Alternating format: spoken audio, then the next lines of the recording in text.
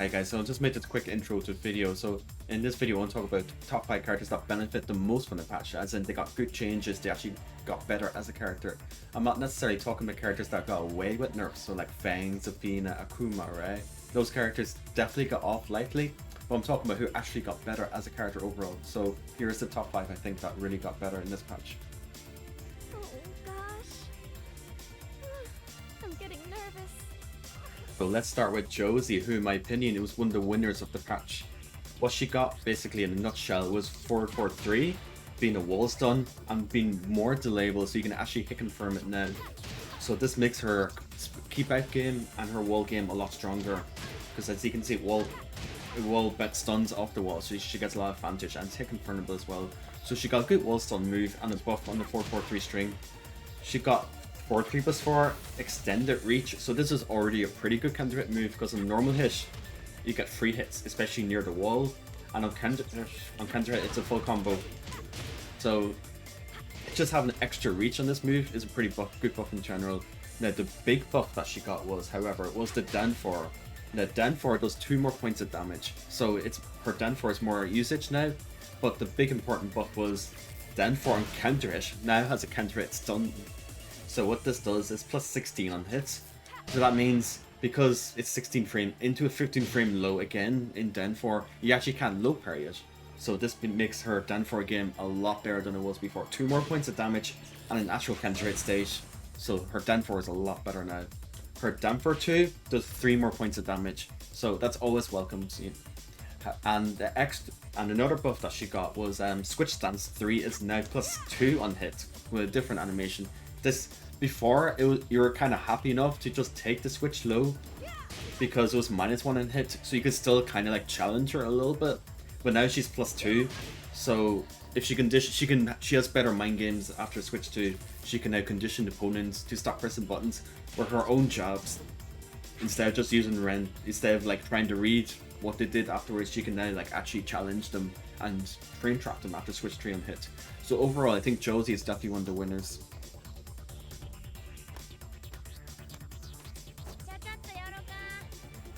So obviously I'm going to be a bit biased here, and then if you watch my Asuka changes video, I go into a lot more detail in this character. But in a nutshell, she's one of the bigger winners of this patch because she got an actual 10 frame punish. For the first time since her debut in Tekken 5, this character has actually gotten a natural 10 frame punish. So that's one of the bigger reasons why. Another reason is her wall ender actually got buffed in damage, and now does 3 more points of damage. The 1+4 string ender actually does 3 more points of damage. Another big change that she got is actually like quite a good change, is that she can now get a better combo of her Sabaki if she reads. So I'm not going to be optimal here, but you get the idea. The animation has changed on it, and if she parries right punches, before the combo was much worse. So if she parries, sometimes the 2 punches a bit weird. So if she parries like a 1+2 for example, the animation changes, but she gets a much better follow-up than she did before. Before she got like just a guaranteed 4-3 afterwards, but now she gets a huge chunky follow-up, as you can see. Another big change that she got was Denmark 3 is now 1 frame faster, which is always a welcome addition to a character's moveset. If your core poke, your low poke, or your mid poke gets buffed in some way, it's always going to be a good thing. So Denmark 3 being 1 frame faster will matter. It'll trade less, it'll get counter hit less, people will be able to backdash it less and step it less and so on, right? So it's always a good thing. Denver 3 does 1 more point of damage, so it makes her wall sign 1-4 punish 1 more damage, even more 1 more damage, or just in general OP situations she gets 1 more damage, so I'll take it. Or 4-4 has 2 less recovery frames, so that means you can do 4-4-2-3 a lot easier. Before it was pretty tricky, but 4-4-2-3 is a lot easier now. Wall standing 1+2 is now her hit stun, so this makes her wall standing 1+2, which was already really good, even better. In the open, some characters are not able to escape Denmark 3 and down 2. Most characters can't. And against the wall, she gets a really scary, like, kind of mix-up opportunity if she crouches afterwards, for example, and goes for the crouching mix-up. So in my opinion, Asuka is one of the bigger winners in this patch, absolutely 100%. And I'm happy, personally, being biased as an Asuka main. Try showing me a good time. Anna Williams is one of the winners of this patch. one of the main reasons why is because her QCF motion with the rage drive, the input has changed to them for 2+3. So she has access to a 15 frame launcher while she has rage drive. Similar to Safina's. Now, not only does this a good block punisher and a good whip punisher nowadays, she also gets new openings with this rage drive. For example, her Magic 4 combo got a lot better. You could do this before, but it was really difficult. This has made it a lot easier. Another example is of this launcher. She gets this off the 4-4-3-4-3. Another option is this. It was also possible before, but it was just very hard to do. But now it's very, very easy to do. So her rage drive was one of the reasons why. Another reason is that her Denver 1-2-3 is now normal hit launcher, which is very strong. It makes her Denver 1 game a lot scarier to deal with. People are going to be afraid to duck and to mash against Denver 1-2 now. So because of the extension that is now a mid launcher. And not only that, it is only -13 on block. So it got nerfed from -12 to -13, but the fact it's a launcher straight up, I think it's very worth the -13. So it's not that risky for a mid launcher that, you know, your opponent has to respect Denver 1-2 a lot. So that's definitely a huge buff to her, like kind of her poke and her pressure game. Another change that she got was Denver 4. Denver 4 got 2 more points of damage, which is always nice to have. Like I said in Asuka bit, if there's a buff to your core move, your core low poke, or your core mid poke, in terms of frames or damage, it's always going to be a good thing. So her Denver 4 doing 2 extra damage will go a long way. Her wall stun, however, is not that impressive. It's the chaos into the roll, into the 4-4. It's not that impressive, so I'm not going to talk about it too much. But the other 3 changes that she got, in my opinion, really helped her and really like give her like a lot of new opportunities, new combo starters, made her pressure scarier to deal with, and just increased her damage output overall. So yeah, Anna's definitely one of the winners. You might be surprised with this character, but Leo is actually one of the biggest winners of this patch overall. One of the big reasons for that is because her Denver 2, for the first time in its history, now launches crouching. So now, certain things like sidestep right into duck against Leo was quite strong against a lot of her pressure options, but now she has Denver 2 to just kind of stop that completely. And it also helps, you know, if she tries to whip punish a move that recovers in crouching, it's no problem with this new Denver 2. So this Denver 2 definitely helped her a lot. Another thing that she got was Denver 2+3, which was arguably seeable before, is now, I think, definitely not seeable anymore. It used to be 23 frames, now it's 21 frames. So to reduce the startup by 2 frames, which definitely helps the character a lot.